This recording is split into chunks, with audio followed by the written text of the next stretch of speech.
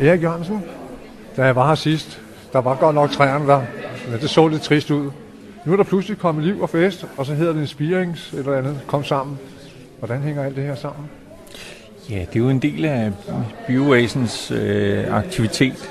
Altså, vi skal jo også sørge for at nyde naturen om vinteren, ikke? Og der er jo stadigvæk en lille smule, man kan gøre her, selvom det er vinter.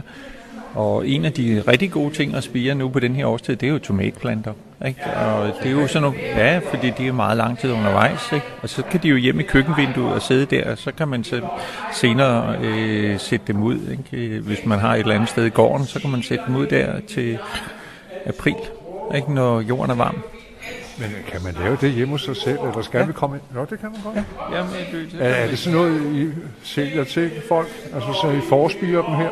Ja, man får det jo forærende, ikke? Det er jo bare lidt jord og lidt spire, ikke? Altså lidt frø, ikke? Og så må man jo så vande det undervejs, ikke? Og så kan man jo se, hvad der sker. Det er jo altid dejligt at se, at tingene de udvikler sig. Og det er jo en smuk ting at få noget grønt. Det er godt for øjet. Nu har det også været nærmest i regeringsskifte, også på miljøpolitikken og sådan noget. Har du nogen fornemmelse af, hvor det bærer hen i de kommende år? Altså, jeg kan ikke forestille mig andet, end at vi laver mere profil på klima og miljø i København. Ikke? Fordi nu har vi jo fået en SF-borgmester, han kan jo ikke gøre det bedre end, eller i hvert fald ikke gøre det ringere end Claus Bondum gjorde det som radikal borgmester, så jeg kan helt klart forestille mig, at man vil lægge mere radikale ting ind på klimaområdet og mere miljøområdet. Så det forventer jeg da helt klart. Altså radikale løsninger for en SF-borgmester? Ja. Jeg tænkte nemlig på, at nu jeg har bevæget mig lidt udenfor. Ja, det hedder jo Nørrebro Radio, ikke? Men jeg er gået over Nørrebrogade. Hvad er tankerne her omkring? Jamen, Nørrebrogade, der er jo givet 40 millioner, så her til cirka 1. juli, så kommer man i gang fysisk med at omlægge Nørrebrogade. Man starter inde på Dronning Louises Bro, og så vil den blive lagt om med brede cykelstier hele vejen ud til runddelen, og den vil så være færdig der til næste december 2011. Derude, og så har man brugt 40 millioner og fået en smuk gade på den indre del af Nørrebro. Jeg må indrømme, at jeg blev lidt overrasket over, når stedet hedder De Gamles By, og så pludselig var der enormt meget liv. Og en af repræsentanterne for lokaludvalget også var hernede. Hvad skyldes æren? Udover frisk luft og se andre mennesker? Udover frisk luft og møde andre mennesker, så skyldes det, at det vi står her, det er den bioøkologiske bybondegård. Okay.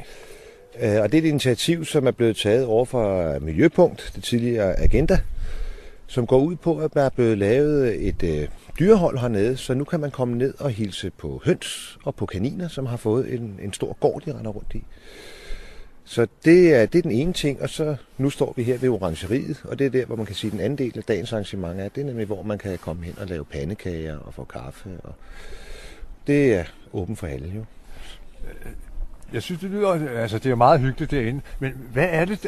Det er sådan nærmest en genrenæssance, man vil have landet ind i byen, eller er det lidt sådan romantisk, eller er det fordi, at der mangler noget, når man har veje, huse og boliger, eller andet? Altså, man kan sige, at der er flere tanker i det. Mm-hmm. Der er både tanken omkring at bringe dyrene tættere på børnene, så de får en idé om, hvor kommer maden fra, men så er der jo også det, at børn rent faktisk godt kan lide dyr. Og de møder jo ikke dyr særlig meget herinde, ud over hamster og en undulat. Jeg har forstået, at I har fået nogle pædagogdyr. Vi har fået nogle Nå ja, det hørte du lige. Vi har fået nogle meget tamme høns, som er så tamme, så man kan tage dem op. Ja.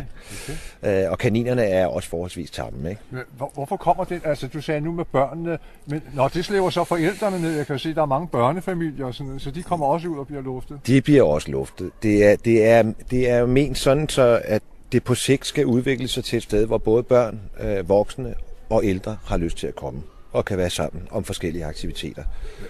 Nu er det jo sådan lige her i den gamle by. Kunne man lave det andre steder, hvor gårdene er store nok, eller hvad? Altså jeg vil sige, det kunne man jo i teorien, men det har jo været prøvet også i nogle gårde, og der blev kaninerne altså sluppet ud, og der var nogen, der stjal dem og sådan noget. Ikke? Så det kommer jo på, hvordan omgivelserne tager imod det. Ja, det gør det. Ja. Altså jeg ved, at man har snakket om det i andre gårde, og jeg synes personligt, det vil være altidens idé, fordi jeg tror, at børnene, der bor i gårdene, vil elske det. Mm-hmm. Nu er I jo sådan et godt sted, fordi her kan man søge penge. Har I hjulpet til med noget af det her arrangement? Det har vi. Er det den der spirefest, I er med i? Det er spirefesten, ja. Vi har givet tilskud til opstarten på selve den forening, som er hernede. Der har vi hjulpet med nogle penge til noget koordination og til noget opreklamering. Og så har vi givet nogle penge, så de kan afholde det arrangement i dag. Ja. Fordi der vil være flere og flere, der søger. Både fordi, at der er flere og flere, der opdager det, og også fordi, at der er flere og flere, som rent faktisk tager initiativer i vores bydel. Og nu tænker jeg på hele Nørrebro, og ikke kun på Indre Nørrebro. Gode til at lave arrangementer igennem en årrække. Nu er det også ved at brede sig ud til nogle af de andre områder, at de er begyndt at lave af bydelen, som er begyndt at lave arrangementer. Og det vil jo selvfølgelig, og det synes vi jo i lokaludvalget er glædeligt, fordi at man har jo gået og kigget lidt på og tænkt, det er egentlig synd for de mennesker, der bor der, at de ikke får noget af alt det gode, som vi har herinde. Fordi det er jo med til at gøre kvarteret bedre. Så det ikke kommer til at ligne en ghettoer på den grønne måde? Ja, altså lad os få ghettoer på den fede måde.